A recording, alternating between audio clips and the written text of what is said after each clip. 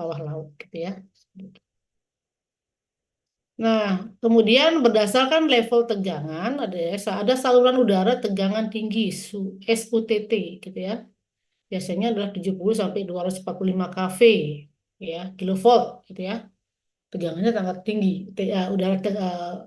Saluran udara tegangan tinggi. Nah, berikutnya ada saluran udara tegangan ekstra tinggi atau yang dikenal dengan SUTET gitu ya. Di atas 245 kV sampai dengan 750 kV kilovolt. Nah, yang kita ada adalah 500 kilovolt gitu ya. SUTET yang ada di Indonesia adalah 500 kilovolt yang kita gunakan. Kemudian SUTT-nya adalah 70 kV. Ada juga 150 kV gitu ya. Ada 70, ada yang 150 kV. Nah, kemudian yang ada saluran udara ultra tinggi gitu ya, SUTUT gitu ya. Di atas 750 kV. Tapi kita masih pakai yang SUTET gitu ya.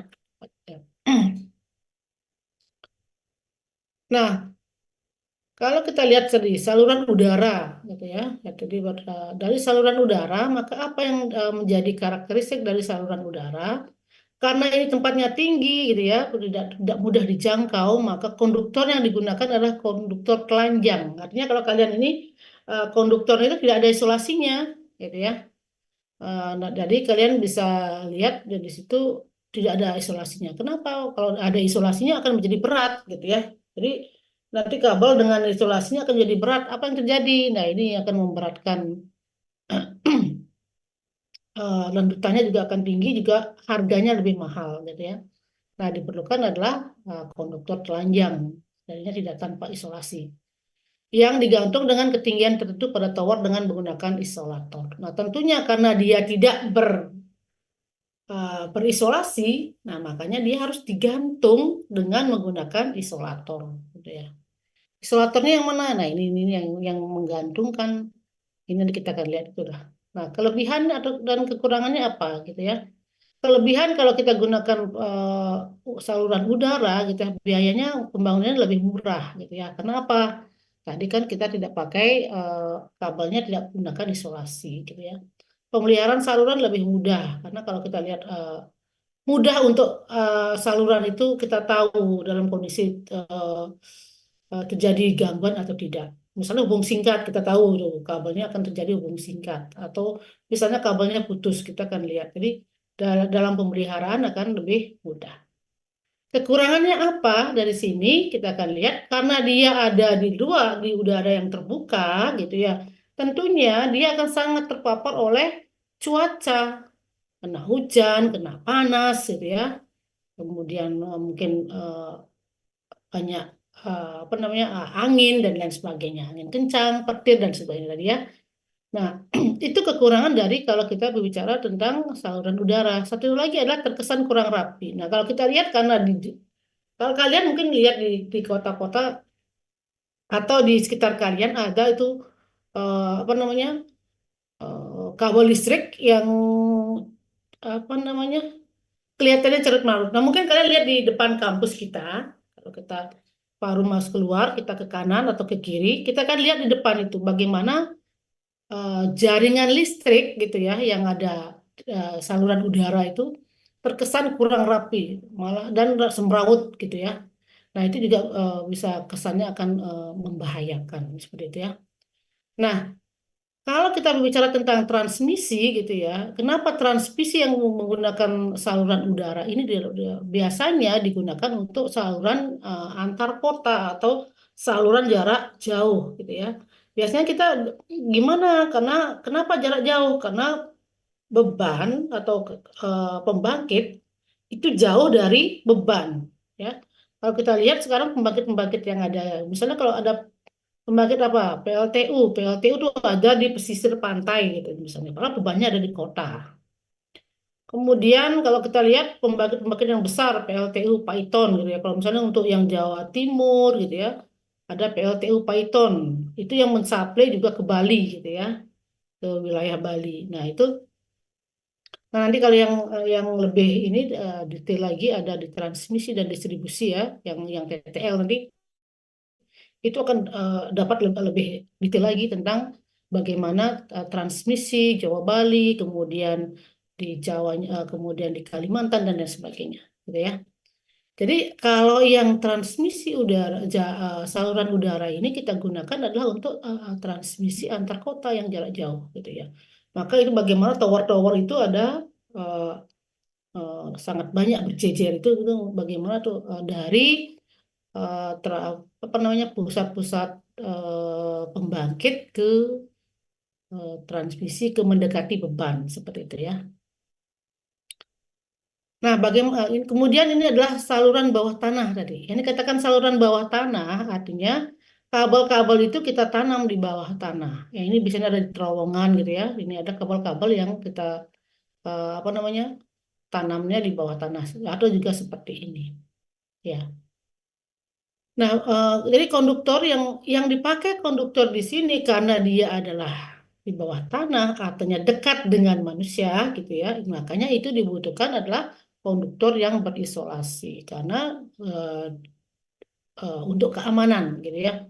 Kita tidak boleh jangan sampai apa namanya ini nanti terjadi arus bocor. Kalau kita nggak pakai yang tidak pakai isolasi, nah itu bahayanya ya kalau itu tersentuh seperti itu ya. Nah, kekurangannya apa? Kalau kita menggunakan saluran bawah tanah, itulah biaya pembangunannya lebih mahal. Kenapa lebih mahal? Karena kita membutuhkan terowongan, kemudian kita juga menggunakan kabel yang berisolasi. Ya, dijadikan. Kemudian yang kekurangannya berikut adalah perbaikan kerusakan saluran lebih sulit, gitu ya. Kalau misalnya terjadi, nah kayak seperti ini, misalnya kalau kita tanam seperti ini kan kalau terowongan mungkin masih bisa kita lihat jika terjadi apa namanya gangguan. Tapi kalau seperti ini misalnya ya, kalau kita lihat ini sudah ditanam kemudian ini terjadi gangguan, kita nggak tahu nih letak gangguannya ada di mana, gitu ya. Di titik apa terjadi gangguan nah, seperti itu. Nah, jadi perbaikan terhadap kerusakan saluran lebih sulit kalau kita gunakan saluran bawah tanah. Kelebihannya apa? Nah, tentunya ini kelebihannya berbanding terbalik dengan apa namanya kalau kita pakai di saluran udara. Nah, jadi kelebihannya aman terhadap gangguan cuaca karena dia ada di bawah tanah. Kemudian tidak mengganggu pemandangan. Untuk estetika, nah untuk sesuatu yang jadi kota itu kelihatan rapi dan ini, nah dia gunakan dengan saluran bawah tanah. Nah, saluran bawah tanah digunakan di mana? Di saluran-saluran di dalam kota. Ya, mungkin kita lihat kalau kita lihat di kota Jakarta gitu misalnya ya, tidak di kota besar tidak ada misalnya menggunakan saluran udara. Saluran saluran listriknya ada di mana? Jadi sudah ada di bawah tanah seperti itu ya.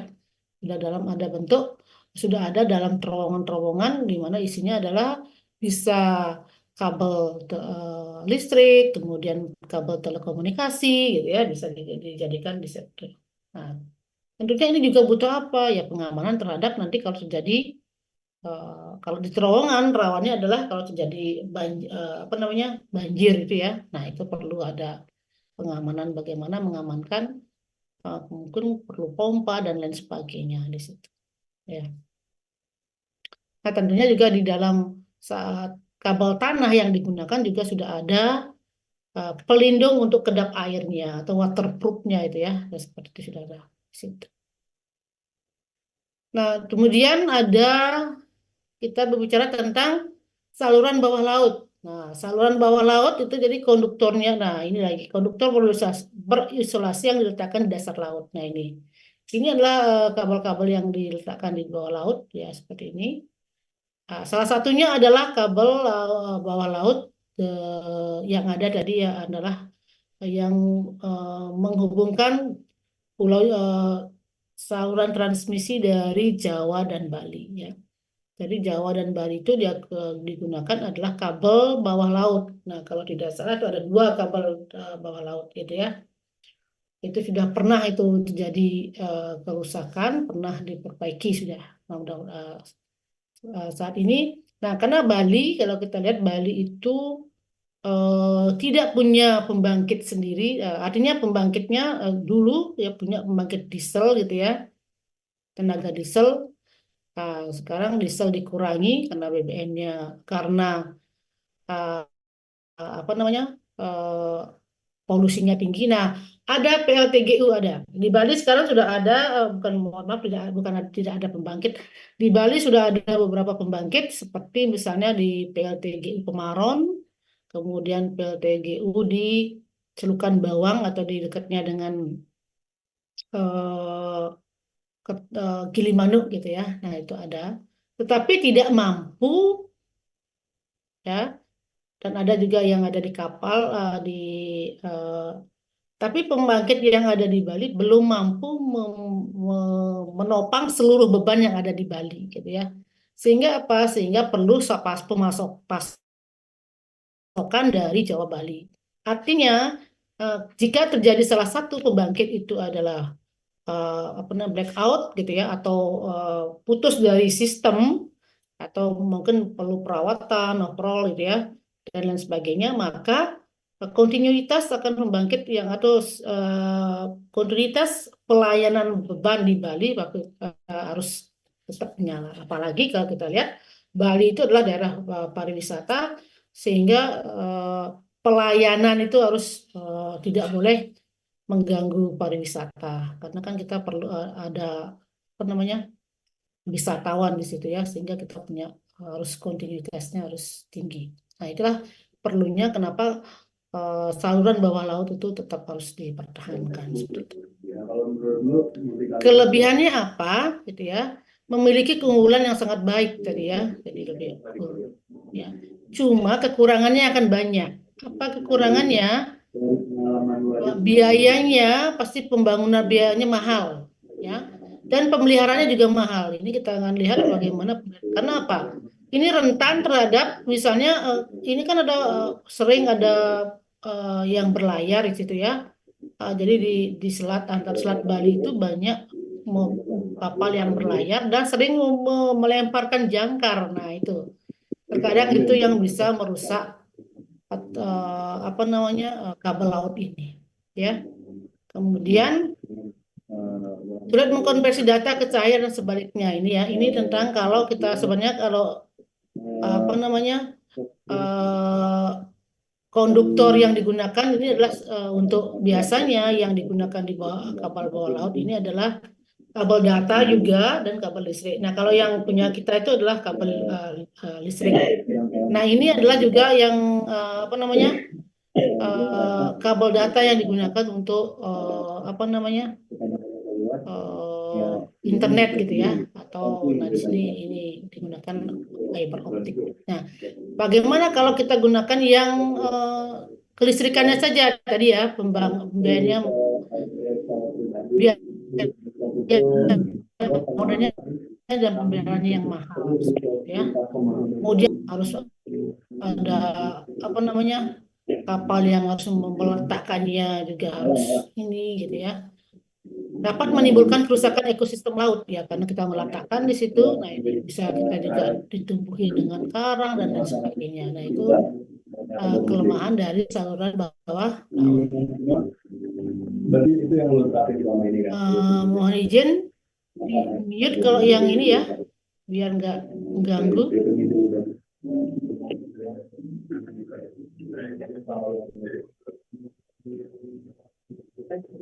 Joshua, Joshua, tolong di mute dulu Joshua. Cuma gue kadang-kadang tadi ngobrol dengan Anies nih, kan dia ngerti tentang yang tadi alfabet, yang dari segala macam, berarti kekerasan gitu. Nah, cuma gimana caranya? Kalau lu main musik, lu banyak musik. Tolong diingatkan temannya si Joshua. Siapa dekat dengan Joshua nih? Tapi lu banyak musik. Kan berarti gitu kan? Ya, nah itu gimana? Kalau gua sebenarnya sih ujung-ujungnya nerjemahin ide gua, ide saya pakai teknik juga.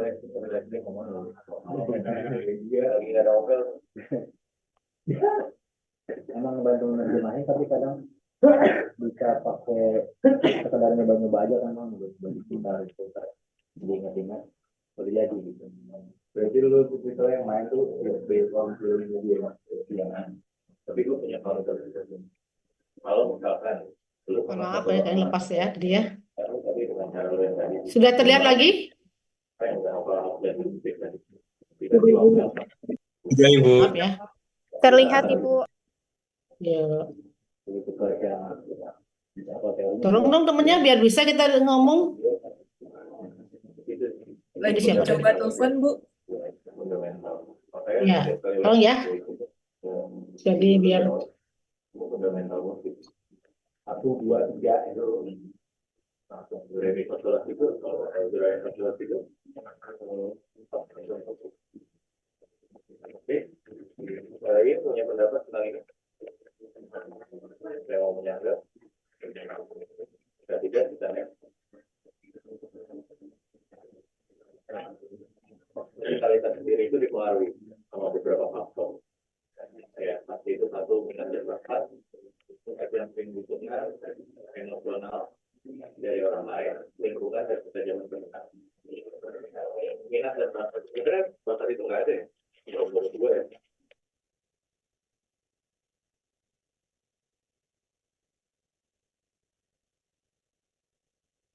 oke. Udah ya. Terima kasih sudah mengingatkan Joshua. Jadi kita lanjut saja ya. Jadi tadi berdasarkan ya. Tadi kita berbicara terakhir adalah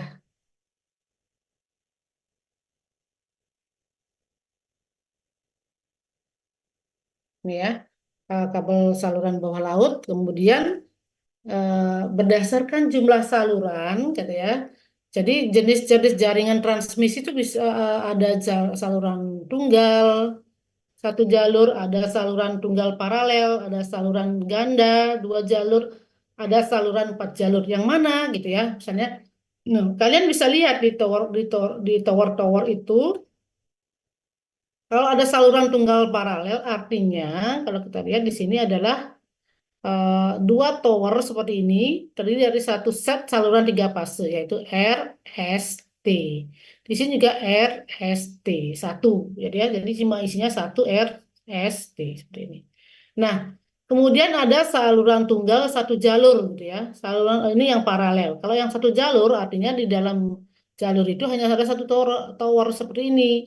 Satu tower itu isinya 3 fase, R, S, T. Jadi R di sini, R-nya di sini, S-nya di sini, T-nya di sini. Itu adalah 1 jalur.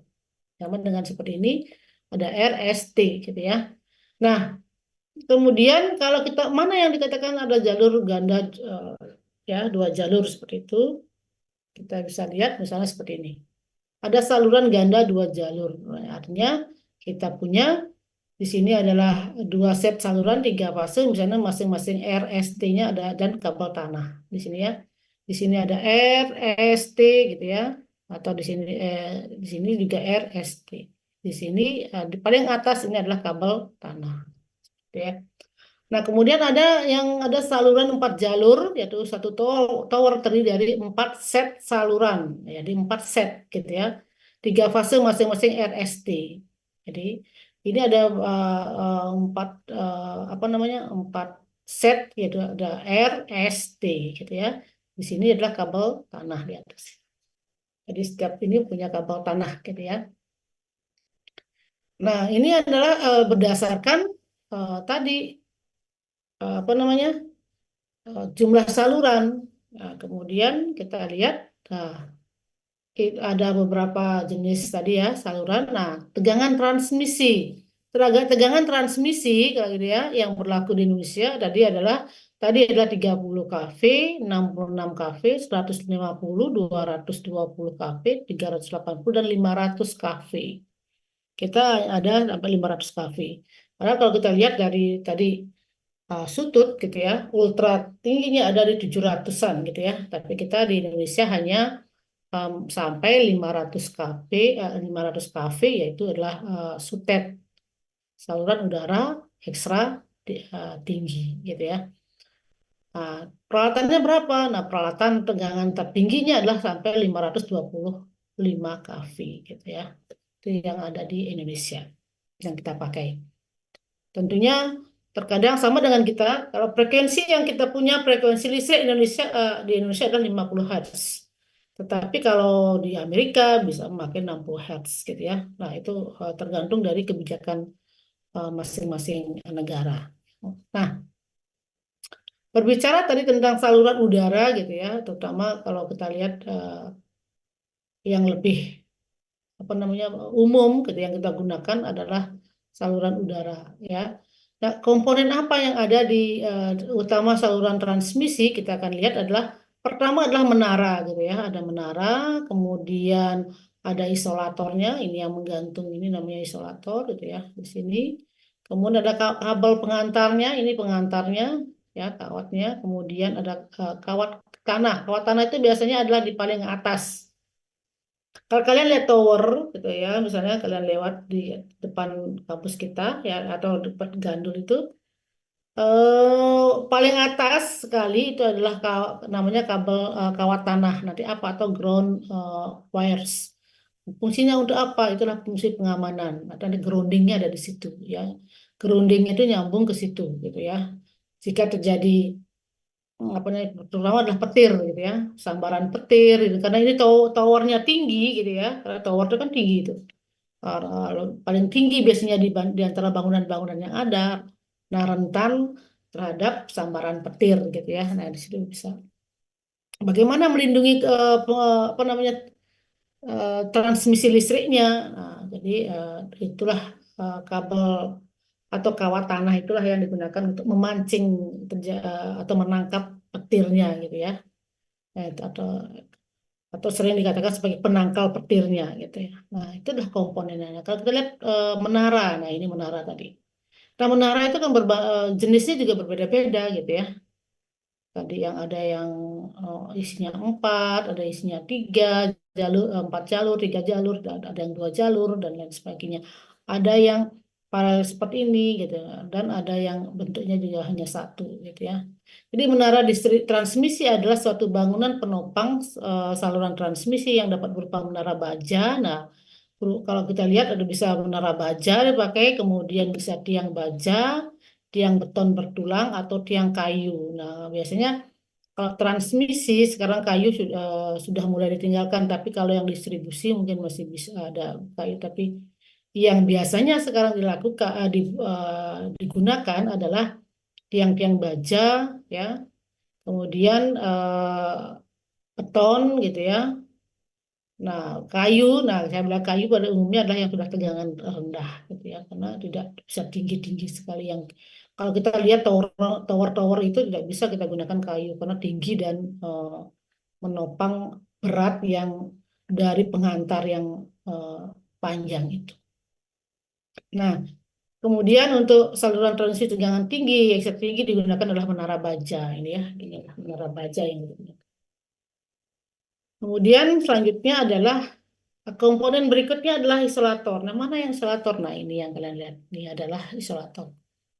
Bagaimana isolator? Nah, ini isolator ini adalah isolator ini tergantung di menara tadi. Di menara di tower ya.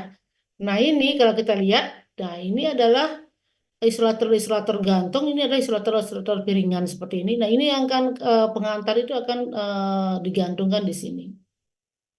Ya. Nah, ini juga ada seperti ini, ya. Apa ada fungsinya? Nah, ini fungsinya adalah bagaimana jika terjadi hubung singkat seperti itu ya. Nah, ini pengantarnya. Nah, ini adalah isolator. Artinya kalau kita lihat di sini. Nah, ini kalau kondisi seperti ini, kabel ini tidak akan pernah menyentuh menara. Nggak boleh menyentuh menara.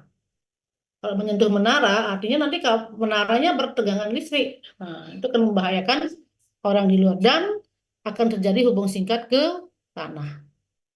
Nah, caranya bagaimana? Nah, inilah diisolasi. Isolasinya pakai tadi isolator tadi. Jadi kita akan lihat di sini tidak ada, nggak boleh bersentuhan.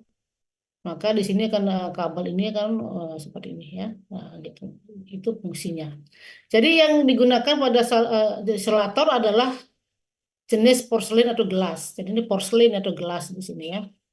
Jadi banyak jenis-jenis isolator yang baru, ada polimer, epoksi, resin dan lain ya. Yang sering ada tiga jenis isolator adalah jenis pasak, jenis pos saluran gitu ya. Ini namanya pos saluran seperti ini. Kemudian isolator gantung, tadi yang ini isolator gantung ya. Kemudian ada jenis pasak. Nah, mana jenis pasak kita lihat di sini. Nah, jenis pasak yang seperti ini. Tapi umumnya yang kita gunakan ada yang seperti ini, piringan yang disusun seperti itu ya. Nah, kemudian kawat pengantar. Nah, kawat pengantar yang apa yang digunakan? Nah, kawat pengantar untuk saluran tadi adalah kawat telanjang. Artinya dikatakan kawat telanjang itu adalah seperti ini ya, tidak ada isolasi seperti ini. Ini kalau kita lihat ini adalah isolasi untuk saluran bawah tanah gitu ya. Dia pasti memakai ada waterproofnya di sini. Artinya ada waterproofnya, artinya dia sudah dilindungi kabel itu tidak jika terjadi misalnya kebanjiran atau ada air menggenang, dia tidak akan masuk ke dalam pengantar gitu ya. Ini digunakan di kabel tanah. Kemudian ke pengantar, nah yang pengantar saluran udara adalah yang ini. Nah kalau ini adalah untuk kabel di bawah laut gitu ya. Ini untuk kabel pengantar di udara, yang ini adalah pengantar untuk di bawah tanah gitu ya. Bagaimana susunannya gitu. Nah, ini tidak ada yang kita lihat ini tidak ada isolatornya. Ini sudah ada pengantar-pengantarnya saja seperti itu ya. Karena dia sudah dililit dalam bentuknya stranded gitu ya. Stranded itu adalah dipuntir seperti ini. Kabelnya nggak kayak kabel biasa, tapi ini kabelnya udah dipuntir gitu ya. Jadi dia baik itu pipe, biar bulat gitu ya. Ininya penampangnya ini kita lihat nih ini pipih penampangnya agak kotak gitu ya. Ini bulat. Nah, ini juga ini bagaimana dia dipuntir gitu ya. Nah, itu apa namanya? Itu yang digunakan ya jenis-jenisnya yaitu ada yang AC gitu ya artinya all aluminium konduktor. Nah, kenapa konduktornya digunakan adalah aluminium gitu ya. Nah, konduktor itu ada dua jenis yang sering digunakan adalah aluminium dan tembaga. Nah, yang sering digunakan aluminium kenapa? Sebenarnya Kak dari sisi konduktivitasnya tembaga lebih bagus daripada aluminium. Tetapi dari sisi ringannya gitu ya, aluminium lebih ringan daripada tembaga. Nah, sehingga kalau sering digunakan adalah aluminium, tapi dia sudah di aluminium konduktor. Dan ini pengantarnya seluruhnya aluminium. Juga bisa di alloy, artinya dicampur aluminium itu. Ya. Kemudian bisa juga dicampur dengan tadi nanti ada baja gitu ya. Jadi di dalam intinya adalah baja yang digunakan untuk menopang dari konduktor. Ini ada beberapa apa namanya jenis-jenis kabel atau kawat yang digunakan untuk saluran transmisi. Nah, kawat tanah tadi, ground wires. Nah, ground wires itu apa gitu ya? Yang terbuat dari baja dan berfungsi untuk menangkap petir katanya. Di paling atas gitu, paling atas dari tower itu adalah apa namanya ini kawat tanah. Dan kawat tanah ini yang terhubung dengan ke bawah. Ke bawah itu adalah di dalam grounding. Ya, dari tower di bawah tower itu ada grounding. Grounding itu adalah pentanahan gitu ya. Pentanahannya apa? Bisa nanti kalau towernya bisa menggunakan yang pentanahan mesh atau jaring-jaring gitu ya. Artinya lebih cepat. Artinya jika terjadi petir yang sangat besar langsung dinetralkan ke bumi gitu ya. Nah, seperti itu. Nah, itu macam-macam ininya. Nah, inilah akhirnya ini yang dikatakan untuk bagaimana jika terjadi petir di sini gitu ya, atau di sini misalnya kena. Jadi ini adalah gunanya untuk melindungi kabel-kabel transmisi atau kawat-kawat transmisi ini ya, karena yang kalau kita sambar petir pasti yang atas dulu, artinya lebih tinggi dulu yang kena gitu ya. Nah, itu fungsi dari kawat tanah. Nah, untuk karakteristik dari tegangan saluran kalau kita lihat dari saluran transmisi gitu ya. Nah, itulah pasti ada tegangan karena saluran transmisi itu adalah menggunakan pengantar. Jadi pengantar kenapa kita menggunakan penghantar gitu ya? Artinya gini, di dalam penghantar dia mempunyai eh, hambatan, selalu punya hambatan. Nah, jika penghantar, nah kenapa sangat-sangat berpengaruh itu penghantar itu? Karena apa? Karena jarak dari sisi saluran transmisi itu nggak ada yang pendek gitu ya. Pasti ya jaraknya kilometer, sekian kilometer gitu ya. Sehingga eh, di situ akan muncul apa? Kalau kita lihat ada hambatan dengan hambatan dikalikan panjangnya, maka akan menjadi sangat tinggi dropnya gitu ya. Jadi ada drop atau ada beda tegangan antara sisi pengirim dengan sisi penerima transmisi. Nah itu.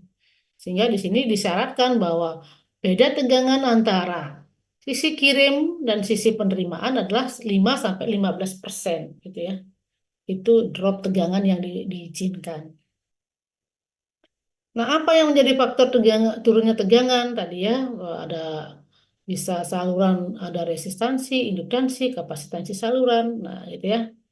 Nah, mungkin kalian akan bingung nih, kok ada induktansi saluran? Karena dia berupa apa namanya kabel di situ kan ada. Nah, kapasitansi saluran. Nah, kapan itu muncul kapasitansi saluran gitu ya? Nah, kenapa itu muncul? Nah, jika kita lihat kalau di dalam jaringan transmisi gitu ya, kalau jaringan transmisi kabel itu dia apa? Dia mempunyai tegangan yang sangat tinggi. Jadi kan misalnya sutet 500 kilovolt ya tegangan. Kemudian ada tanah nih di bawahnya. Jadi seolah-olah bahwa antara tanah dengan saluran itu adalah sebuah eh, dua elektroda gitu ya yang berbeda tegangan gitu ya. Nah, justru jika ada dua elektroda yang berbeda tegangan akan terjadi muncul sifat-sifat kapasitansi. Sehingga sepanjang transmisi itu akan muncul kapasitansi saluran. Ya, nah ini kalau mungkin nanti kalau yang TTL akan muncul di analisis sistem tenaga bagaimana kapasitansi itu muncul gitu ya atau di transmisi bagaimana kapasitansi itu bisa muncul di dalam saluran karena saluran itu kabel itu kan sudah mempunyai tegangan yang sangat tinggi gitu ya. Dan yang kenapa biar saya nggak ngoceh sendiri gitu ya. Nah, saya mau tadi siapa yang tadi yang buka ininya ya? Tadi mana ya? Oke, enggak pas ya. Eh, Abian Naufal, ada Abian Naufal,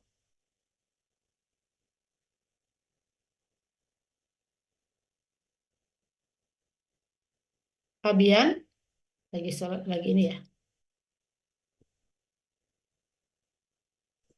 Hadir Bu, Terdengar suara maaf saya? Bu, benar Bu. Oh.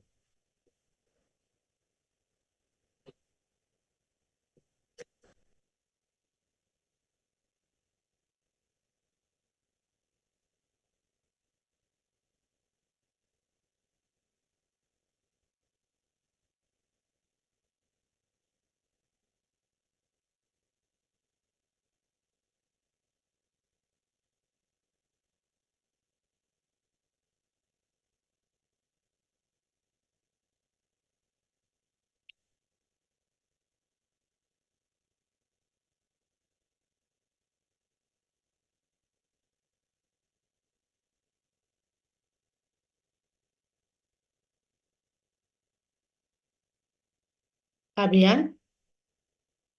Ya Bu, Oke. Kenapa kalau transmisi itu harus menggunakan tegangannya tinggi? Ada yang tadi ya, bisa 500 kV, kemudian itu yang kalau transmisi yang utama itu 500 kV. Itu kenapa dia harus pakai tegangannya sangat tinggi, gitu, ekstra tinggi. Ada yang pakai 150 kV, ada yang menggunakan 70 kV. Kenapa sampai kilovolt kilovolt gitu ya?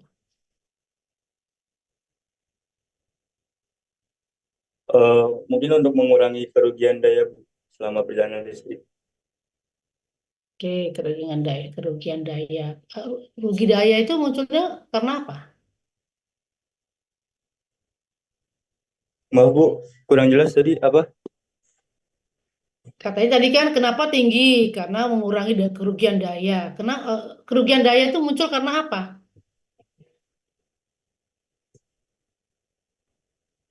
Sebentar.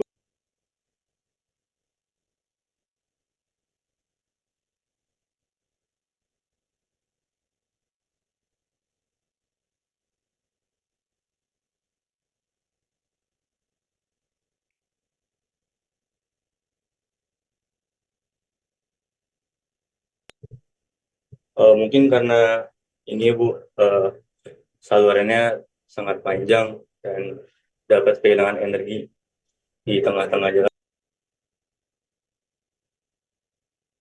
Kehilangan energi. Kenapa bisa kehilangan energi?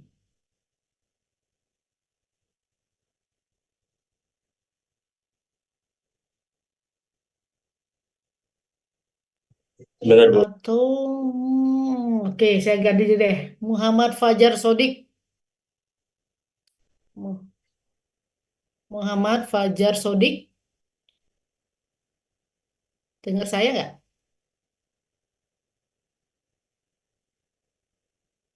Benar tadi konsepnya. Udah benar tadi ngomong ya temennya. eh Mengurangi rugi-rugi. Nah, rugi itu muncul karena apa tadi? Oh, salurannya panjang. Ya benar, salurannya panjang. Apalagi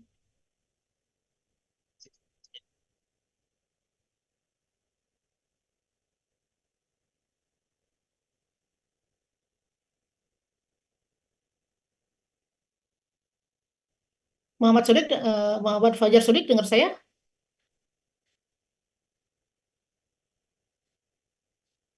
Muhammad Fajar Sodik.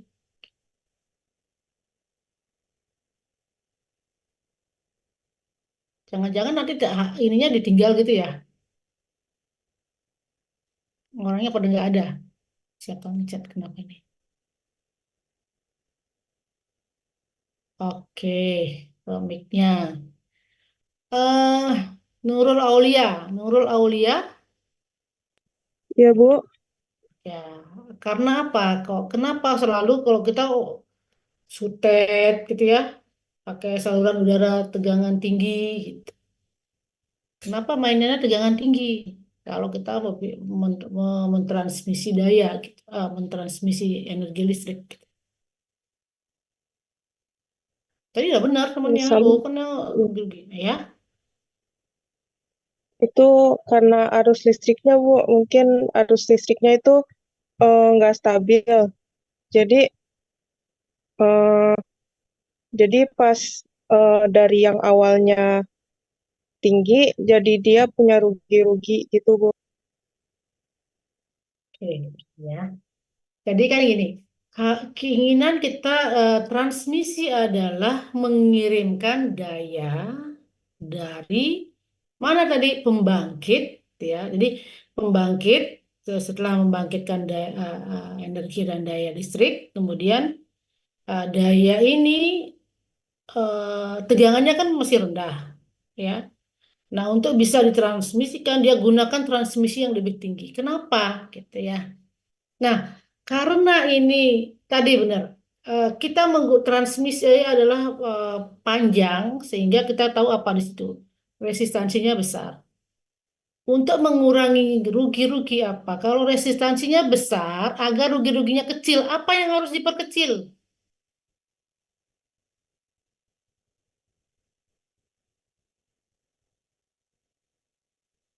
Ya.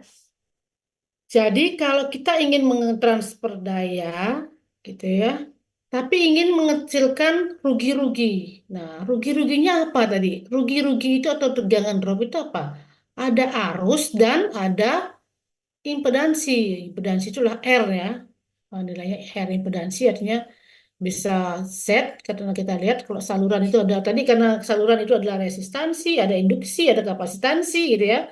Maka satuannya maka apa namanya? Ininya bukan resistansi dikatakan tetapi impedansi gitu lah. Karena kita tahu pada di saluran itu adalah ada resistansi, tidak ada R saja tapi ada induktansi dan ada kapasitansi. Sehingga ini akan muncul impedansi. Nah, Rugi-rugi atau dropnya itu tegangan adalah ada hubungannya adalah arus dengan Z. Nah, Z-nya kan nggak bisa kita rubah karena udah panjangnya tetap. Nah, yang kita bisa rubah adalah arus. Nah, agar bisa mengecil dengan drop, maka arusnya diperkecil. Jadi, arus yang melalui saluran itu harus kecil gitu ya, harus kecil sehingga apa? Nanti kalau panjangnya semakin panjang pun saluran itu drop tegangannya harus di bawah dari 5% gitu bisa. Nah, padahal kita kan mentransfer daya nih. Daya itu apa? V dikalikan dengan I. Nah, kalau I-nya kecil, maka tegangannya yang harus tinggi kita gunakan. Karena kita mentransfer daya dalam daya yang sama. Kita misalnya mentransfer daya 100 VA gitu ya. Nah, 100 VA. Nah, kita juga inginnya diterima juga dalam besaran 100 VA. Nah, kalau misalnya tegangannya harusnya diperkecil biar dapat 100 VA, maka harus tegangannya yang diperbesar. Nah, itulah kenapa kalau transmisi daya kita mengusahakan tegangan yang sebesar gitu ya, sehingga arus yang kita ngalirkan di tegangan. Jadi di dalam konduktor itu apa fungsinya? Nah, kalau arusnya kecil, maka penampang dari atau diameter dari konduktor tadi ya, yang kita pakai yang konduktor telanjang yang nggak pakai itu kecil jadinya. Kenapa? Karena arusnya kecil. Tapi kalau kita gunakan arus yang besar, maka penampangnya akan menjadi besar. Kalau penampangnya besar gimana? Jadi berat dia. Nah, itu kan juga towernya juga tidak mampu akan menahan penampang yang sangat besar. Ya, penampang yang besar. Sehingga perlu adalah kabel-kabel atau kawat-kawat dengan penampang yang kecil karena arus yang kita lewatkan kecil gitu ya. Nah, itu yang kenapa tegangannya harus tinggi karena kita menginginkan penampang yang kecil sehingga tidak berat tower itu apa namanya menopang dari nih. Jadi ininya apa namanya tower tadi tidak akan berat menopang eh, penghantar. Kemudian dari apa namanya? Kalau penampangnya kecil, maka biayanya lebih murah gitu ya. Nah itu. Kalau kita pakai penampang yang lebih besar, maka lebih mahal. Nah itu ya.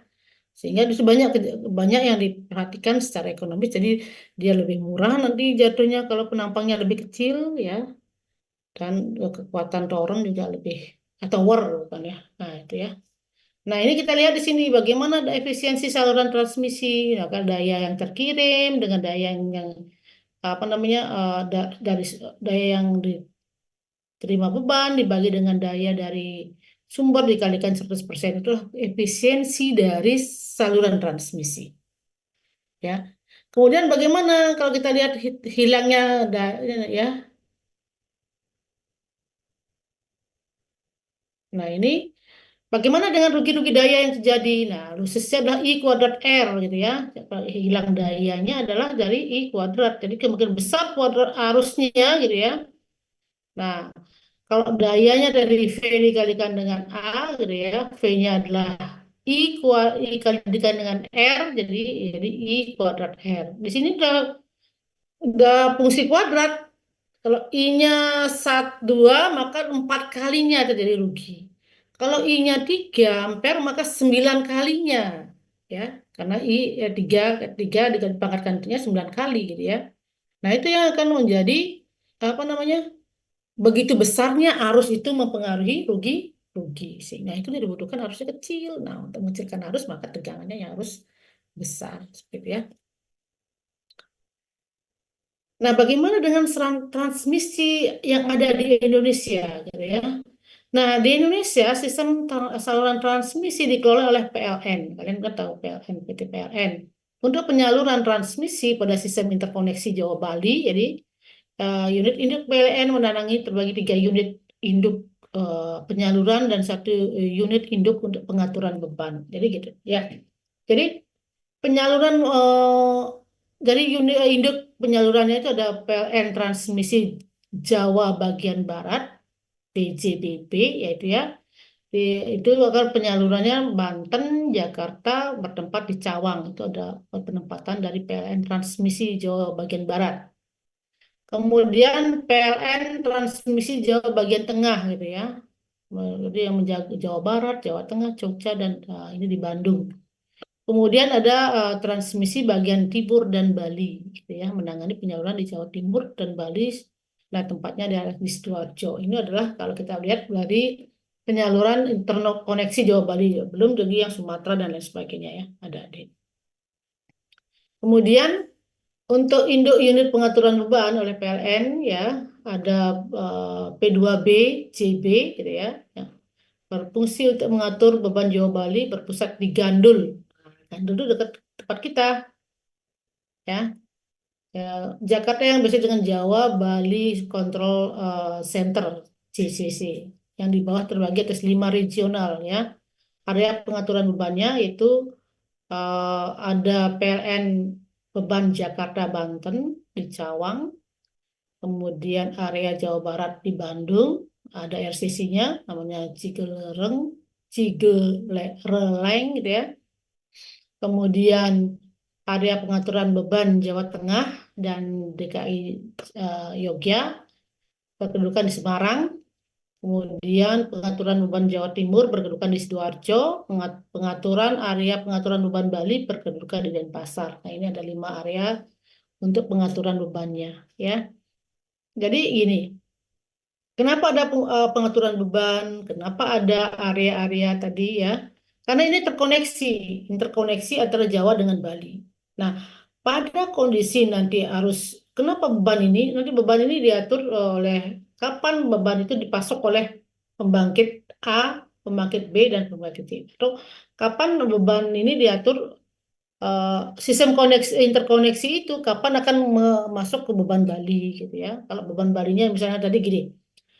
Seperti yang saya katakan tadi, di daerah tertentu dia pembangkit di daerahnya, tetapi kadang pada beban puncak gitu ya, dia tidak cukup disuplai oleh pembangkit yang ada di daerahnya. Nah, itulah perlu pasokan dari sistem interkoneksi.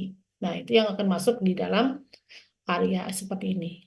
Area-area inilah yang akan mengatur bagaimana pemasukan jika dia terjadi kekurangan supply di dalam dirinya sendiri gitu ya. Nah, itu akan masuk. Nah, itu.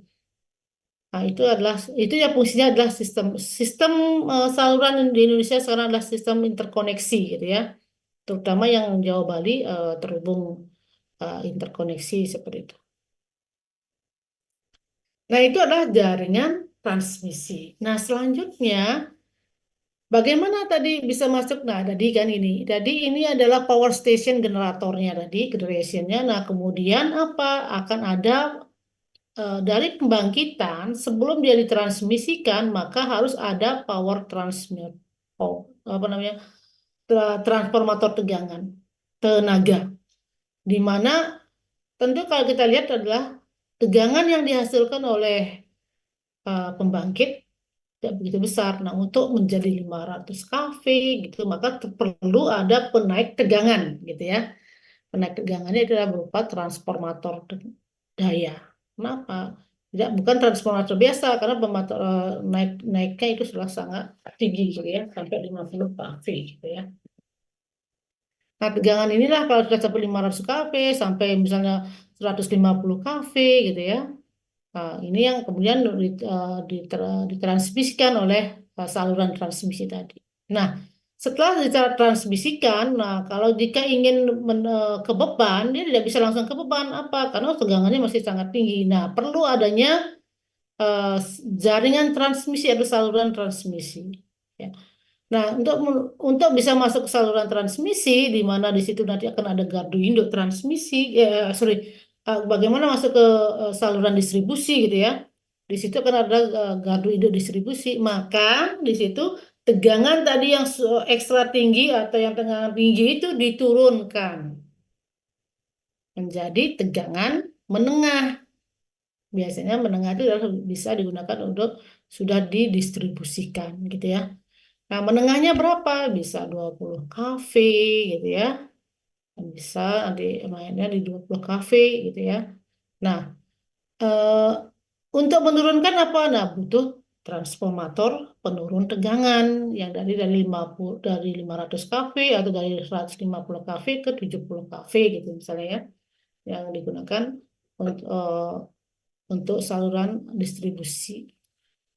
Nah, saluran distribusi tentunya harus ada substation atau tadi katakan digadikan gardu induknya ya. Di mana gardu induk itu macam-macam isinya. Transformator daya, transformator arus, transformator tegangan gitu dan lain sebagainya gitu ya. Kita akan lihat.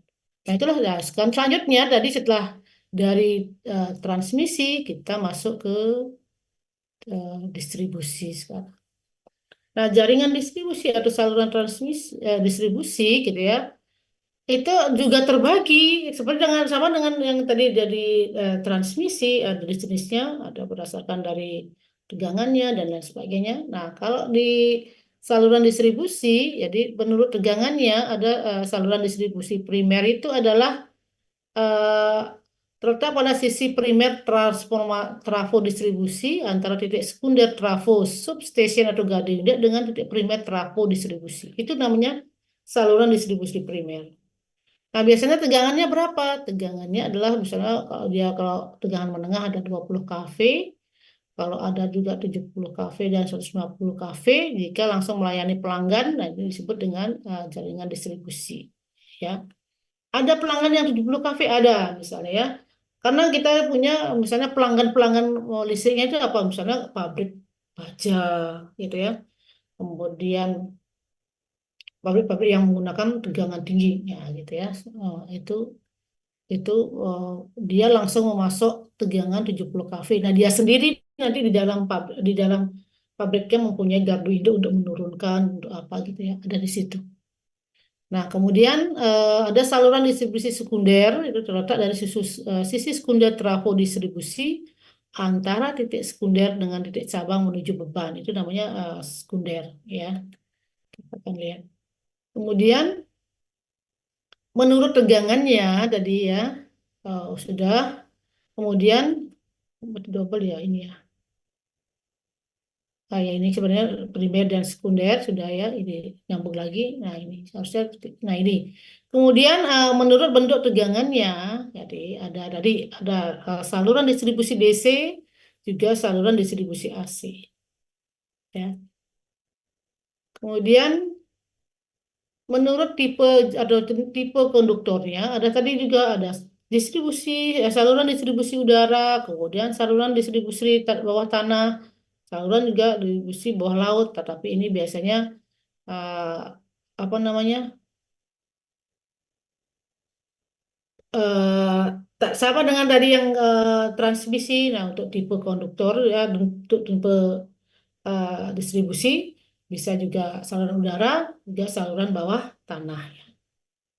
Kemudian menurut konfigurasinya ada konfigurasi horizontal, ada konfigurasi vertikal, ya. Kemudian ada konfigurasi delta.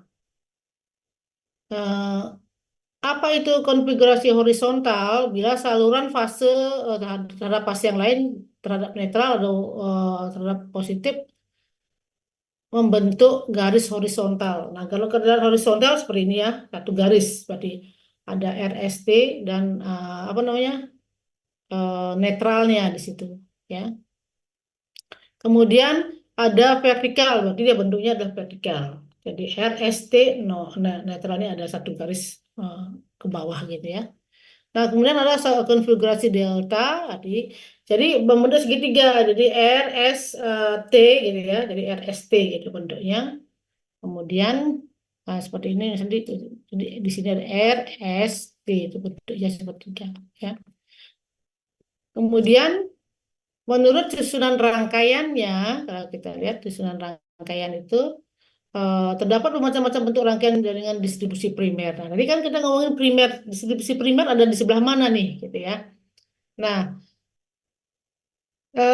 saluran distribusi gitu itu bentuknya bermacam-macam ya. Pertama adalah jaringan distribusi radial. Apa sih yang dikatakan bentuk radial? Bila antara titik sumber dan titik umpan hanya terdapat satu saluran atau line. Tidak ada alternatif saluran lainnya. Artinya dari beban, dari sumber ke beban gitu ya. Kalau kita lihat dari itu akan hanya satu saluran yang menghubungkan. Itu namanya sistem radial. Apa kelemahannya? Jika terjadi gangguan, terputus tidak satu lain itu, maka beban akan sama sekali tidak dapat disuplai gitu ya. Apa kelebihannya dari distribusinya? Bentuknya sederhana, murah gitu ya. Kita lihat investasinya lebih murah. Tapi kekurangannya apa? Nah, ini adalah radial ini adalah bagian apa namanya bentuk saluran distribusi yang kualitas pelayannya paling relatif paling jelek. Karena apa? Rugi tegangan, rugi daya yang terjadi pada saluran relatif besar. Itu yang pertama. Yang kedua, kontinuitas dayanya tidak terjamin. Artinya kalau terjadi hubung singkat di kabel itu, ya di pengantar itu hubung singkat atau terjadi putus, gitu ya, maka akan terjadi pemadaman total. Karena apa? Sumber dengan beban. Kalau tengah-tengah bebannya dipotong, maka sumber itu akan tidak bisa menyuplai beban. Sehingga itu akan terjadi blackout, artinya padam total, kita nggak ada. Nah, ini adalah paling sederhana sekali rangkaian saluran distribusinya. Nah, selanjutnya yang kedua adalah, nah, dari radial ini macam-macam adanya. Ada radial tipe pohon, ada radial dengan tie switch pemisah, ada radial dengan pusat beban, dan radial dengan pembagian fase area. Yang bagaimana bentuknya? Nah, kita lihat-lihatnya gini. Jaringan radial tipe pohon, kita akan ini seperti pohon ini. Jadi kita lihat ini ya. Nah, ini. Jika ini adalah pembangkit gitu ya, tadi sumbernya, ya. Kemudian ini adalah bebannya. Ini akan semua satu garis gitu ya. Artinya segaris, garis. Apa yang jadi kalau di sini terjadi pemadaman gitu ya, di sini jadi potong, apa yang jadi ini blackout semua nih. Atau fuse ini, kalau gitu fuse ini kita putus gitu ya. Maka ini akan jadi blackout. Ini tidak semuanya pemadaman total. Itu jeleknya kalau kita berbicara tentang radial. Nah, kalau ini adalah bentuknya yang bentuk pohon, artinya ini seperti ini ya, di sini bercabang, kemudian di sini juga bercabang. Ini ke beban, beban, beban itu ya, seperti ini. Jadi bentuk ini adalah paling dasar, saluran utama dibentang menurut kebutuhannya. Kemudian dicabang-cabangkan dengan lateral penyulang. Di sini penyulang, penyulang. Penyulang itu artinya kabel pengantar listrik ya, itu namanya penyulang-penyulang gitu ya. Kemudian dibagi dengan sublateral. Jadi ini ditambah ini penyulang utamanya gitu ya. Kemudian ini penyulang anak-anaknya penyulang nih gitu, ya. Nah, ini adalah radial pohon tipe pohon. Kemudian ada tipe switch tie and switch. Artinya ini sudah ada di antara tadi itu ya. Ini kan tipe pohon. Di antara di sini ada switch. Di sini ada switch juga ada switch. Artinya gimana? Jika di sini terjadi gangguan, ini bisa dipotong. Jadi yang sehat di sini akan tetap sehat nyala, yang mati akan yang terjadi gangguan akan terjadi pemutusan lokal seperti ini. Ini lebih baik dari dibandingkan dengan yang tadi. Kalau yang tadi padam-padam semua gitu ya. Kalau kita lihat yang ini. Nah, kalau yang ini misalnya, jika terjadi gangguan di sini, apa yang terjadi? Karena inilah nyambung semuanya, maka ini kan terjadi pemadaman semua gitu ya. Jadi seperti itu. Tapi kalau yang ini, karena di sini ada switch misah gitu, ada yang memisahkan. Jadi jika di sini terjadi gangguan, maka switch ini aja yang terbuka gitu, yang lainnya masih bisa nyala gitu ya. Walaupun ini, tapi kalau di sininya yang putus, yang kalau yang ini yang putus, maka yang satu ini padam. Jika ini yang putus, maka ini semua yang di sini padam. Kalau yang ini, yang feedernya ini ada penyulangnya ini, ya ini yang menyuplai ini semuanya padam. Nah itu, jadi sudah mulai bisa terlokalisasi yang padam-padamnya gitu ya. Selanjutnya radial dengan pusat beban. Jadi radial dengan pusat beban artinya adalah menggunakan penyulang utama untuk mencatu langsung kepada beban. Nah itu kalau terjadi gangguan ya langsung pusat bebannya udah langsung blackout gitu ya. Kemudian ada radial dengan pembagian fase area. Jadi pembagian fase area artinya gini. Jadi ini adalah area fase 1, ini area fase 2 atau RST. Nah, kalau terjadi gangguan di R, maka S dan T-nya masih menyala, gitu ya. Kalau terjadi gangguan di T, maka RS-nya masih nyala. Nah, itu lebih ini ya. Gitu. Jadi, pembagian fase area adalah bentuk jaringan distribusi yang memiliki ciri masing-masing fase melayani daerah beban yang berbeda. Nah, ini biasanya karena ini adalah RST-nya ini pada sistem tiga fase, beban antara R, ST itu harus seimbang, ya. Jadi bebannya R dan ST itu diusahakan tidak boleh terlalu jomplang ininya. Mungkin R-nya terlalu banyak yang tersambung di R gitu ya, tidak boleh. Jadi RST itu harus seimbang seperti itu ya. Sehingga ini bisa digunakan sistem pembagian fasenya untuk pembagian beban yang stabil gitu ya. Diatur merata simetris, jadi sama di antara fasenya. Itu. Nah, itu kalau kita berbicara tadi dari jaringan radial ya. Nah, kemudian namanya ada jaringan distribusi ring atau loop. Jadi, itu adalah titik beban terdapat dua alternatif saluran berasal dari satu sumber jaringan ini merupakan bentuk tertutup ya, seperti ini. Misalnya ini adalah jadi jaringan transmisi 150 kV, kemudian ini ada trafo daya yang menurunkan tegangan dari 150 kV menjadi 200 20 maaf dari 150 kV menjadi 20 kV tadi ya dengan menggunakan trafo step down atau penurun tegangan. Nah, ini kita punya bus bar ini adalah 20 kV di sini nih ya. Nah, ini tadi ada penyulang satu, penyulang dua, penyulang tiga, penyulang empat, penyulang lima gitu ya. Di sini bagian gardu hubungnya. Ini yang akan kita bawa ke beban selanjutnya gitu ya. Nah, di sini kan kita lihat jika ini ya, jika di sini nanti terjadi pemutusan atau terjadi gangguan, maka ini masih nyala nih, masih bisa gitu ya, masih bisa dari sini. Ini jika kondisinya adalah normally close, berarti ini dalam kondisi tertutup semua ya, berarti ada arus yang mengalir semua gitu. Nah, jika terjadi gangguan misalnya di sini di penyulang satu ini, maka apa pemutus bebannya akan membuka sehingga ini terisolir di sini. Ya, kalau terjadi gangguan di sebelah sini gitu misalnya ya, jadi ini bisa diputus. Dia dari isolir dari sini juga bisa terisolir juga dari sini. Maka yang lainnya juga bisa menyala gitu ya, tidak.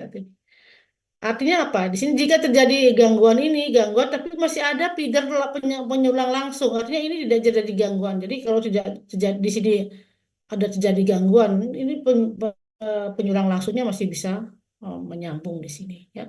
Bisa langsung ke selanjutnya gitu. Ya. Jadi di sini ada dua macamnya adalah bentuk loop open loop gitu ya. Jadi dilengkapi dengan normally open. Jadi kalau open loopnya berarti dalam kondisi open terbuka gitu ya. Nah ini bisa nyaplinya dari mana? Dari sini nyaplinya. Jadi tidak tersambung dengan ini. Tapi ini ada penyulang yang jadi kemudian ada bentuk close loop. Berarti artinya ada normally close switch. Normally close artinya dalam kondisi normal dia tertutup gitu ya. Nanti jika terjadi gangguan dia akan membuka. Nah, kemudian yang normally open switch dalam kondisi dia tidak terjadi gangguan dia open. Pada terjadi gangguan dia akan menjadi penutup gitu ya. Nah, itu kondisi. Dia ada dua macam. Nah, pada tipe ini apa yang terjadi? Kalau tipe ini, kalau tipe loop tertutup apa tipe loop ini kualitas dan kontinuitas pelayanan daya lebih baik dibandingkan yang radial tadi. Kalau yang radial tadi kalau diputus putus dia blackout semua gitu ya. Atau kalau misalnya terjadi sebagian sebagian terjadi putus. Tapi ini kontinuitas walaupun di situ terganggu di penyulang satu gitu misalnya di penyulang ini penyulang utamanya masih langsung ya masih ada bisa menyuplai gitu ya. Jadi kontinuitas dan kualitas pelayanan dayanya lebih baik. Nah, kemudian tipe dari sistem distribusi selanjutnya itu ya ada namanya jaringan distribusi atau jaring-jaring atau net. Nah, kalau kita lihat jaring-jaring net itu ya, jadi semua apa namanya uh, uh, tahu ya jaring-jaring itu ya, jadi seperti jaring gitu. gabungan beberapa saluran mesh di mana terdapat lebih dari satu sumber sehingga berbentuk saluran interkoneksi gitu ya. Ini ada beberapa sumber nanti di sini gitu ya. Nah, apa kelebihannya ini? Nah, ya ada jaring-jaring ini kombinasi antara radial dan loop ya. Radial ya iya ke situ, kemudian ada loopnya secara terinterkoneksi gitu ya. Nah, kelebihan dari jaringan net ini adalah kontinuitas pelayanan, bukan pelayaran, kontinuitas penyaluran daya paling terjamin gitu ya. Karena tidak, kalaupun terjadi gangguan, misalnya gangguan di gardu yang mana, tapi kita tetap menyala gitu ya. Kualitas tegangannya baik, rugi daya pada saluran amat kecil. Dibandingkan dengan bentuk lain, paling fleksibel dalam mengikuti pertumbuhan dan perkembangan beban. Kenapa? Karena kita lihat ini. Ini kita bisa tambahkan lagi kalau ada pertambahan beban ini bisa kita tambahkan lagi di dalam ini ya, ditambahkan dengan trafo kita sambungkan beban. Itu lebih fleksibel. Kenapa? Karena kan kita punya terinterkoneksi. Kalaupun bebannya bertambah, karena supply-nya masih memungkinkan gitu ya. Karena itu terjadi pasukan atau supply-nya bisa nambah, nambah, nambah gitu. Sehingga kalau ada penambahan beban, kita tinggal membuatkan saja. Kalau misalnya itu bebannya besar gitu ya, bisa ditambahkan dengan trafo dayanya. Trafo dayanya bisa ditambahkan unitnya atau trafo daya kapasitasnya dinaikkan gitu ya. Itu cara menangani jika terjadi perkembangan beban. Nah, kekurangan jaringan netnya adalah eh, eh, kekurangan jaringan net ini adalah sebelum pelaksanaannya memerlukan koordinasi perencanaan yang teliti dan rumit. Ya, karena kita harus tahu juga dia butuh kita juga bisa meramalkan kenaikan beban berapa sih nanti gitu ya. Kemudian memerlukan biaya investasi yang besar atau mahal. Ya, tentu karena kan dengan kompleksnya seperti ini tentu juga biayanya lebih mahal, memerlukan tenaga-tenaga terampil dalam mengoperasikannya. Nah, tentunya dengan sistem yang lebih kompleks, maka perlu tenaga yang mempunyai kompetensi yang lebih sesuai gitu ya. Nah, itu juga menjadi kendala. Gitu. Nah, bentuk yang lain, oh ini belum masih. Spesifikasi jaringan net ini tadi ya, apa sih kelebihannya tadi ini ya? Kualitas paling terjamin, kemudian dayanya. Nah, ini sudah di bawa ke sini sebenarnya ya, ini kekurangan dan kelebihan. Kita lanjut saja. Kemudian, nah tadi adalah udah kita udah berbicara distribusi jaringannya radial. Kemudian kedua adalah jaringannya loop, ya. Kemudian yang ketiga ini adalah jaringan spindle, ya. Apa itu jaringan spindle gitu ya? Selain bentuk dasar dari jaringan distribusi yang telah ada, maka dikembangkan pula bentuk modifikasi yang bertujuan meningkatkan keadilan dan kualitas sistem. Salah satunya adalah dengan bentuk spindle. Biasanya terdiri dari maksimum 6 penyulang dalam kendaraan dibebani. Kemudian satu penyulang dalam kendaraan tanpa beban. Ini. Seperti ini namanya spindle tadi ya. Hampir sama dengan yang interkoneksi.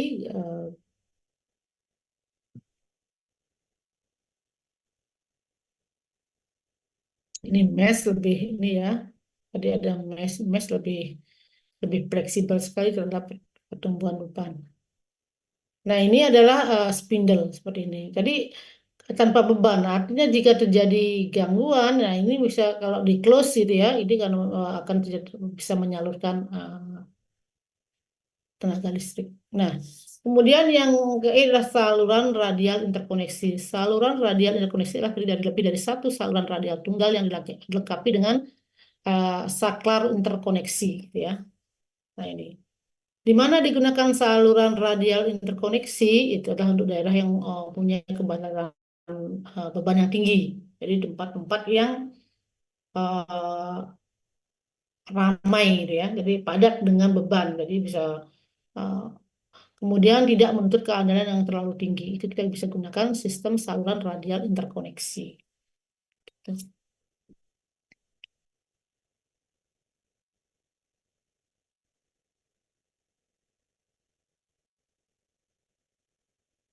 Nah, sistem distribusi, ya, tadi ya, di mana saja bagiannya gitu ya. Jadi tadi itu udah jenisnya ya, jenis bagaimana model-model dari saluran distribusi.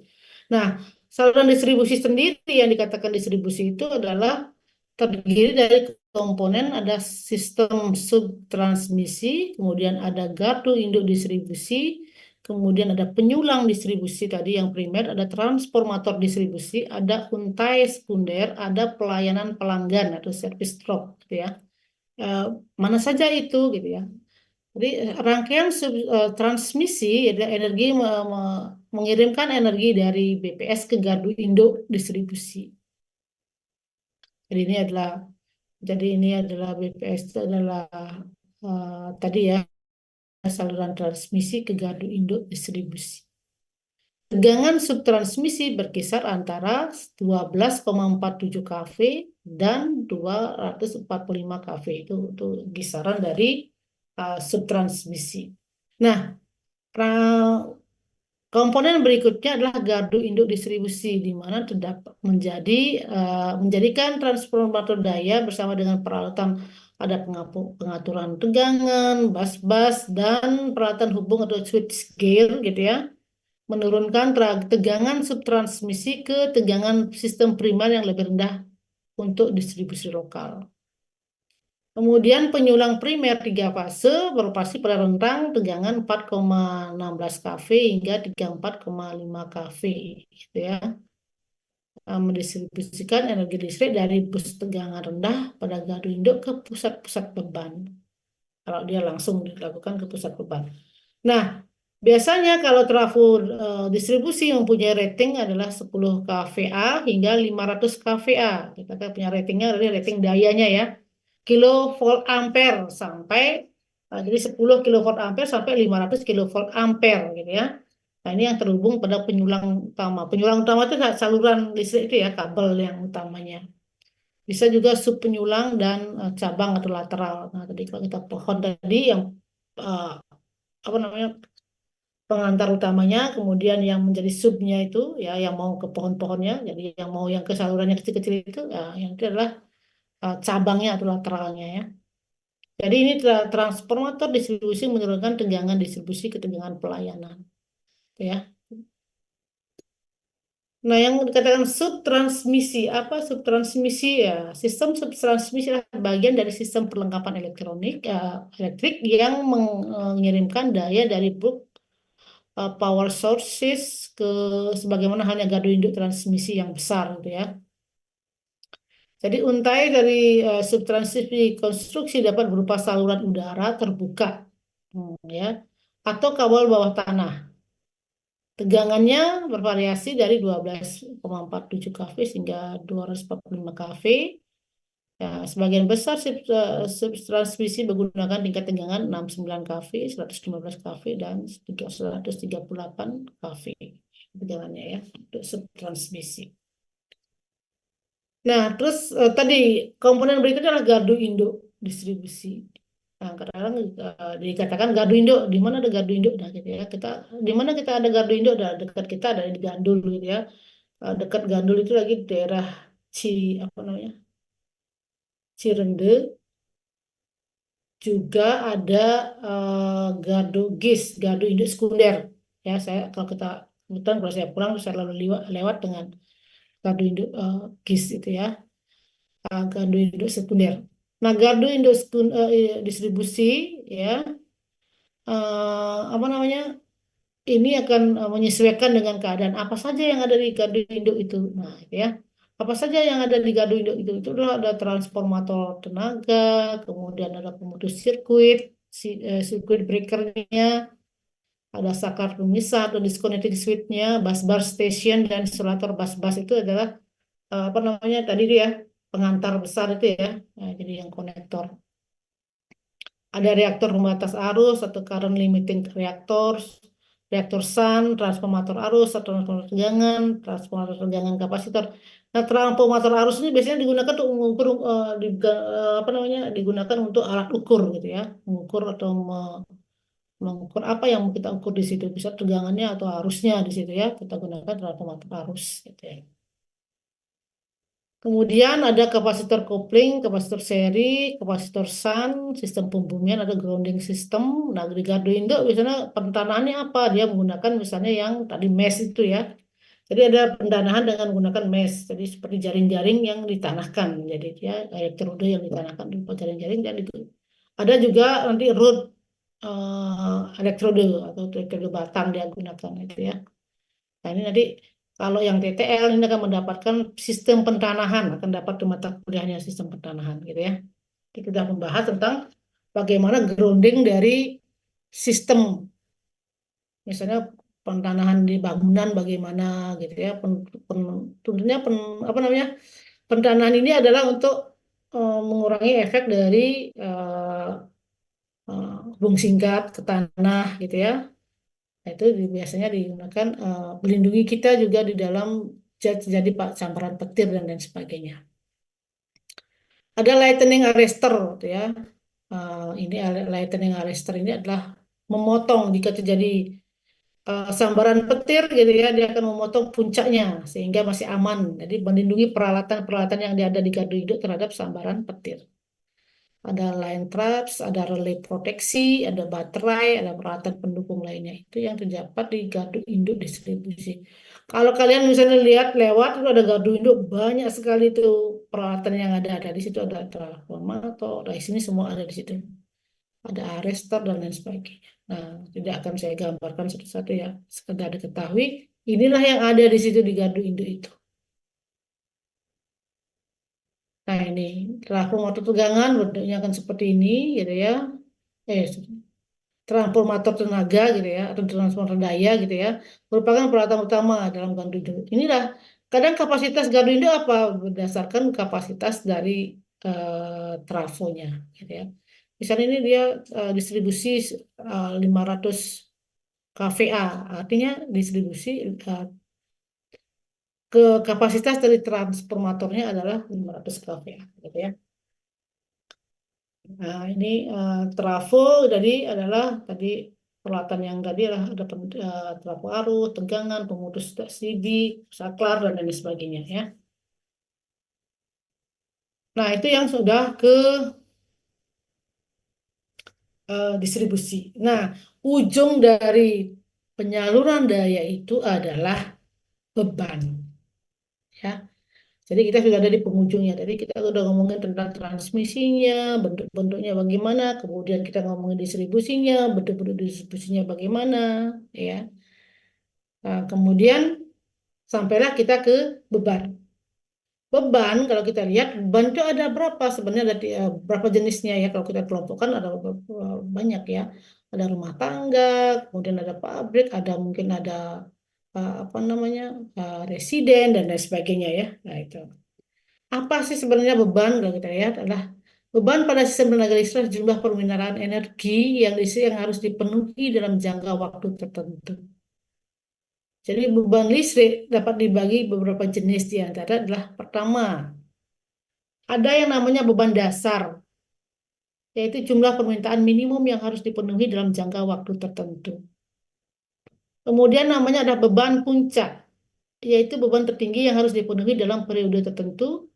Beban puncak dapat dibagi menjadi tahunan, harian, dan musiman. Gitu ya. Oke, kita ngomongin tentang beban puncak nih. Nah, saya mau minta dibantu sama Fahri, Fahri Pratama.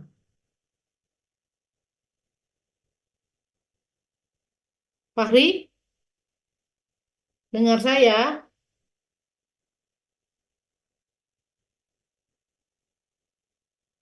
Fahri,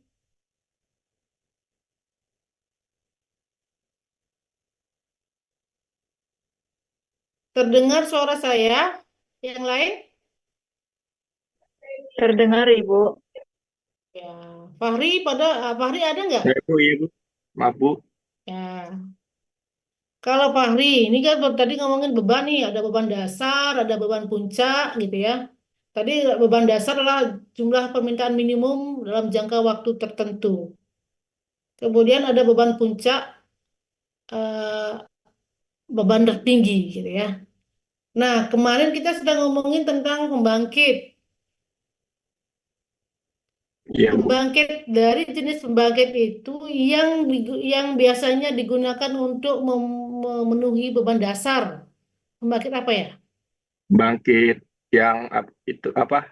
Penyaluran energinya cepat, Bu, seperti PLTU, Bu. PLTU. Beban dasar loh nih ya. Beban dasar. PLTA, Beban Bu. dasar, Maaf, Bu. beban dasar dulu. Hah? PLTA, PLTB, Bayu. Ah, oke. Ya, baik. Terima kasih Fahri. Jadi beban Masih, Bu. dasar biasanya adalah beban yang tadi minimum. Biasanya kita gunakan apa? Adalah beban pembangkit yang biayanya lebih murah dan eh, turn up-nya untuk bisa menghasilkan energi itu lama. Nah, yang dipilih apa? Yang dipilih adalah PLTA. Kenapa? PLTA untuk menghasilkan energi itu persiapannya lama, nggak bisa dalam waktu sekian menit sudah langsung apa namanya stabil itu enggak. Dia harus bagaimana membuka arah airnya, kemudian airnya kan debitnya harus konstan, nggak boleh dalam bentuk berubah. Nah itu membuat debitnya konstan dulu, kemudian baru dia putarnya putarnya apa namanya turbinnya untuk mencapai nominalnya. Nah itu baru kita bisa disambungkan untuk menghasilkan energi, gitu ya. Nah, jadi ini beban dasarnya yang dipakai adalah PLTA. Nah, jika terjadi beban puncak, gitu ya. Beban puncak artinya adalah energi dari dasar itu akan ada penambahan beban tertinggi. Nah, ini apa yang digunakan? Adalah pembangkit yang pas respon. Cepat responnya nih, yang mana? Tadi misalnya adalah gas, ya, PLTG, atau kalau PLTU gitu, PLTU kan masih perlu proses untuk boiling. Nah, itu misalnya mana yang lebih cepat untuk bisa biasanya gas itu ya langsung dibakar gitu ya. Nah, sekarang saya minta Jihan,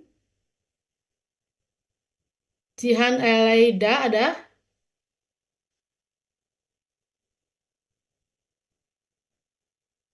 Jihan. Jihan dengar saya?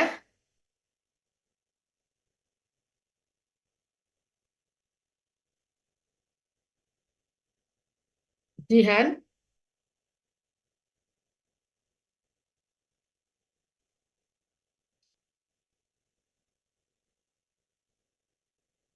Jihan nggak ada di tempat?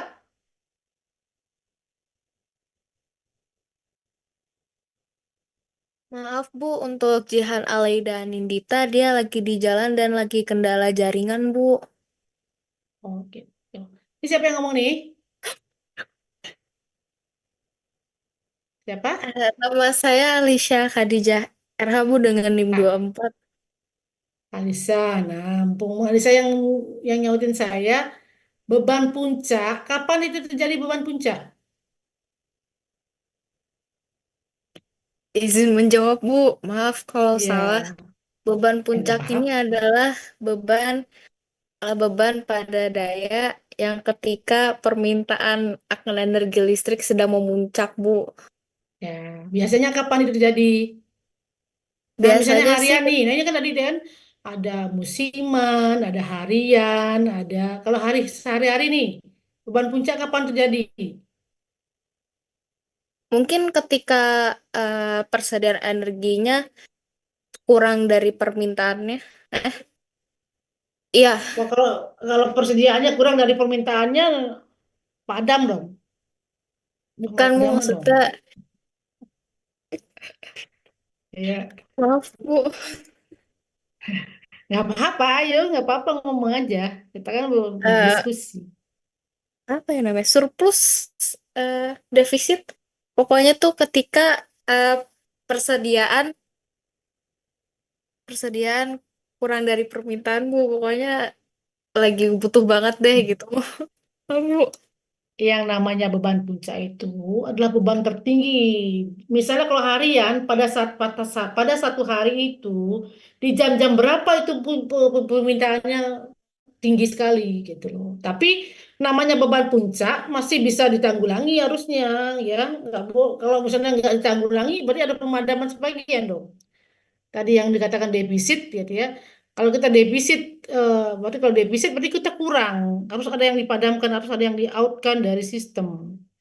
Kalau kita surplus, artinya kita berlebih nih, gitu ya, energinya. Nah, beban puncak itu adalah bukan masalah surplus atau tidak surplus, gitu ya, atau defisit, tetapi adalah kondisi permintaan beban yang sangat tinggi, tertinggi, gitu ya. Tapi masih bisa kita, apa namanya, masih terpenuhi. Nah, biasanya di dalam satu hari, gitu ya, pagi kalau kita di perkantoran, di industri, maka pada saat dia beroperasi kapan ya, jam kerja itu pagi sampai sore, dia beban puncaknya ada di situ karena semua peralatan bekerja, gitu ya.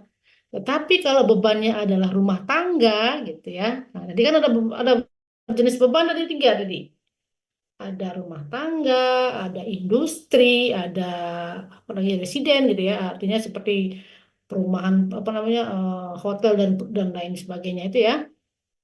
Nah, kalau misalnya rumah tangga, maka kalau rumah tangga adalah aktivitasnya lebih banyak di mana? Nah, biasanya kan pagi hanya semua kerja nih luar, gitu ya. Paling orang di rumah ada yang nyuci setrika gitu saja. Nah, padahal nanti yang menjadi beban puncaknya kalau bebannya adalah rumah tangga itu adalah di jam, misalnya jam 6 sampai jam 9 malam gitu. Itu namanya beban puncak di situ. Kenapa? Karena aktivitas di rumah itu datang dari bekerja jam 6 itu pasti menyalakan lampu, semua nyala, TV, AC dan lain sebagainya menyala di situ sampai kita mulai jam 9 itu udah turun lagi. Karena apa? Sudah mulai tidur, sudah mulai istirahat, gitu ya, sehingga pemakaian beban berkurang. Nah, itu namanya dikatakan sebagai beban puncak, gitu ya. Bukan masalah defisit dan tidak defisit, tetapi adalah permintaan beban yang tertinggi, gitu ya. Eh, karena masing-masing beban itu, tipe beban tadi adalah rumah tangga, ini mempunyai karakteristik yang berbeda pada bebanannya. Ya, mencari beban puncak ini akan berbeda, bisa di siang hari, bisa di malam hari, gitu. Nah, beban induktif yaitu beban yang mengubah energi listrik menjadi energi mekanis atau magnetis, ya.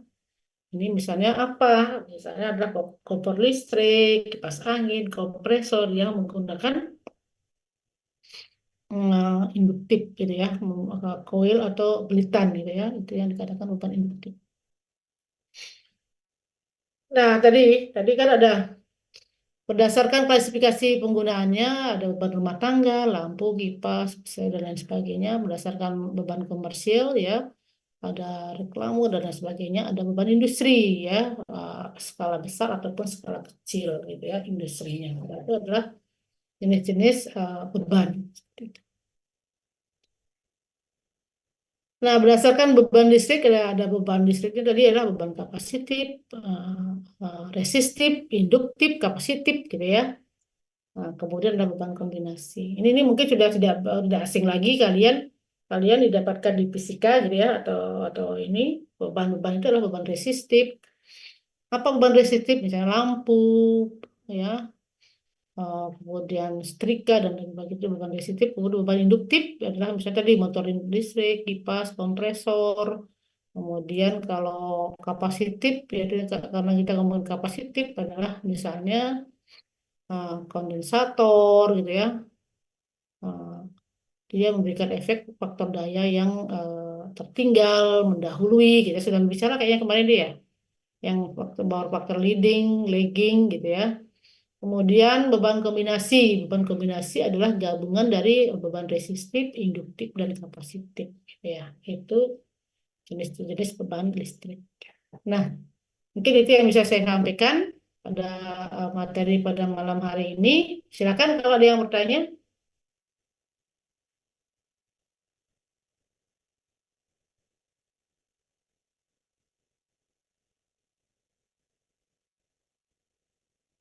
Silakan kalau ada yang bertanya. Jadi ini adalah materi terakhir. Besok kalian di minggu ke-16 adalah menginginkan proyeknya. Saya harapkan nanti proyeknya selesai dengan tepat waktu, ya. Seperti itu. Kemudian eh secara keseluruhan, jadi kita bisa simpulkan dari pertemuan pertama sampai ke 15 ini adalah bagaimana sistem tenaga dasar, kan ini ngomongin dasar sistem tenaga listrik. Jadi kembali ke sistem tenaga listrik adalah intinya adalah bagaimana listrik yang dibangkitkan oleh pembangkit atau generator itu kemudian sampai ke beban, ya, sampai ke pengguna atau end usernya gitu ya, ada di titik balik itu. Nah, prosesnya dari pembangkitan, kemudian pembangkitan dinaikkan tegangannya menggunakan trafo, kemudian trafo itu setelah naik tegangannya ditransmisikan. Nah, untuk bisa didistribusikan, diturunkan lagi tegangannya dengan menggunakan trafo penurun tegangan, kemudian didistribusikan dengan menggunakan saluran distribusi. Nah, saluran distribusi ini bisa langsung ke beban dengan tegangan yang tinggi, ya, tadi ya, misalnya 12 kV gitu ya, atau 150 kV ke beban ke industri, misalnya kalau industri-industri besar seperti pabrik semen, pabrik baja, dan lain sebagainya, itu menggunakan tegangan yang tinggi. Gitu, karena dalam prosesnya dia harus menggunakan tegangan yang tinggi gitu ya. Nah, itu kemudian untuk tegangan-tegangan rumah tangga, maka distribusi itu diturunkan lagi. Yang tadi misal 20 kV gitu ya, tegangannya 20 kV, diturunkan kembali dengan misalnya 220 volt. Jadi listrik yang masuk ke rumah-rumah kita itu sudah dalam tegangan 220 volt. Ya, udah bukan tinggi lagi, tapi sudah termasuk jaringan tegangan rendah, yaitu 220 volt. Ya. Nah, bagaimana untuk pengamanannya, proteksinya dalam distribusi transmisi? Nah, transmisi tadi dari sistemnya transmisi, bentuknya, jaringannya, ada yang menggunakan switch, ada yang menggunakan apa namanya, pemutus daya. Nah, itu adalah jenis pengamannya. Nah, kalau transmisi atau distribusi untuk apa namanya, melindungi dalam bentuknya, dalam apa namanya, menyalurkan dayanya gitu ya terhadap overcurrent, ada kalau terjadi kemudian ada relay-relay yang dipakai untuk pengaman di situ ya. Memang di sini dia saya sampaikan pengamannya berupa relay dan lain sebagainya gitu ya. Sekedar diketahui bahwa ada relay arus lebih, jika ada terjadi arusnya lebih dari apa namanya pengantaran, dia akan terputus gitu ya. Nah, seperti itu. Dan banyak lagi ininya. Itu jadi itu kesimpulan yang kita dapatkan secara garis besar. Nanti masing-masing kalau kita ke TTL lebih lanjut lagi, kalian masuk ke TTL gitu ya. Nah, itu akan dikupas masing-masing apakah dari apa namanya, generatornya, kemudian dari motornya, dan lain sebagainya. Itu semua ada. Jadi pendanahan akan ada juga, kemudian jaringan transmisi, kemudian teknik tegangan tingginya juga akan dikupas juga gitu ya. Kemudian kabelnya juga akan dikupas bagaimana bagaimana teknik penyambungan dan lain sebagainya. Itu yang akan di apa namanya dibahas seperti itu. Kalau kalian tertarik nanti ke peminatan TTL gitu ya. Karena ini adalah dasarnya. Sehingga semua diperkenalkan dasarnya tentang ini sehingga wawasan kita sebagai seorang engineer gitu ya, electrical engineer, tahu listrik itu apa, bagaimana listrik dibangkitkan, bagaimana listrik dikirimkan, kemudian sampai ke beban. Nah, kalian misalnya nanti yang TT yang telekomunikasi, bagaimana misalnya menggunakan listrik yang sudah ada, KKL juga, apa namanya, Eka apa nanti tenaga kendali juga menggunakannya itu menggunakan energi listriknya yang sudah ada sampai di eh, perumahan atau sampai di sebuah residen gitu ya. Nah, jadi minimal kalau ditanya gimana sih listrik itu kok bisa dibangkitkan, kok bisa sampai di sini ya? Itu tower apa sih gitu ya? Nah, itu kita sudah tahu gitu ya, sebagai seorang elektro nggak tahu seperti itu jadi memalukan gitu ya. Nah, itu. Gimana? Ada yang bertanya dengan apa materi yang saya sampaikan? Harapan saya semoga apa yang menjadi apa namanya capaian yang ingin kita capai di dalam pembelajaran mata kuliah ini bisa tercapai semuanya, kalian bisa mengetahui, kemudian bisa memahami, gitu ya. Itu sebagai bekal nanti kalau misalnya nanti kalian ada lanjut lagi ke eh, peminatan TPL. Baik, terakhir kali ada yang bertanya? Bisa dipahami semua? Alhamdulillah bisa Ibu. Ibu. Oke, baik. Saya tidak ada tugas lagi ya. Kalian fokuskan untuk membuat proyek kalian.